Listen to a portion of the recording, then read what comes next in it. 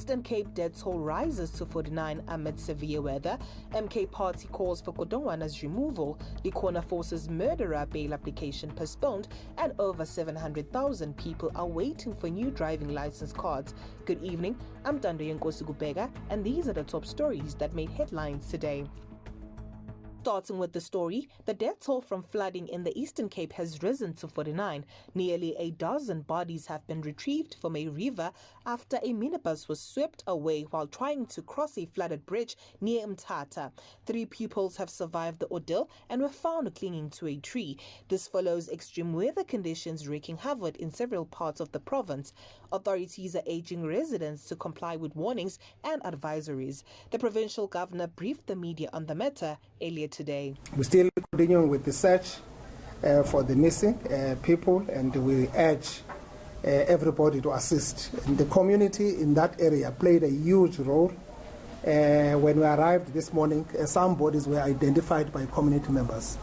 So that courageous act of patriots is also acknowledged and recognized.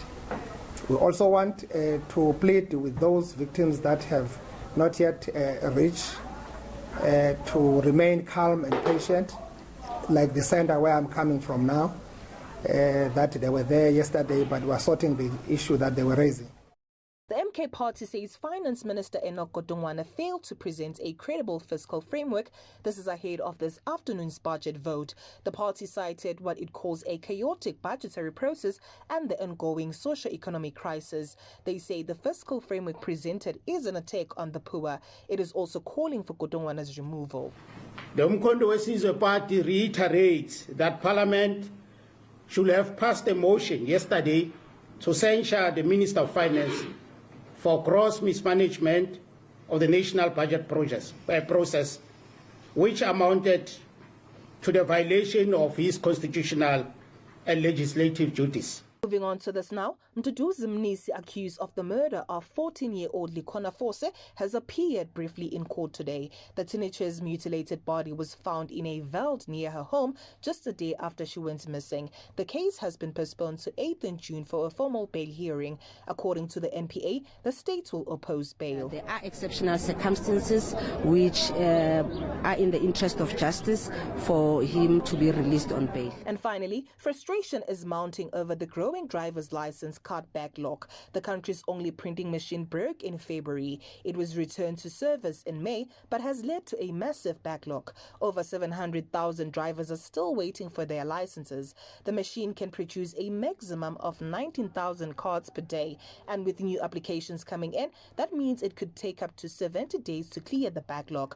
That is if the machine prints a maximum capacity and does not break down. Wayne Duvenage from the organization Undoing Tax Abuse says the situation is both unfair and avoidable. We've been saying to Barbara Creesley for some time, and the previous ministers, start by extending the validity period of the driver's licenses from 5 to 10 years. It's a norm around the world. That takes away a lot of pressure off the department straight away. Secondly, tell all law enforcement agencies, anybody who can prove they have applied for their license but do not have it as a result of the inefficiencies of the department, do not have to have a temporary license. Just put that regulation out there. She's got the power to do that because it is not the public's fault. This is your ENCA Digital Daily Wrap. For more on these stories, visit enca.com and follow ENCA on X, Instagram, Facebook, TikTok, and YouTube for more of the day's stories. Keep the conversation going with us. Until tomorrow.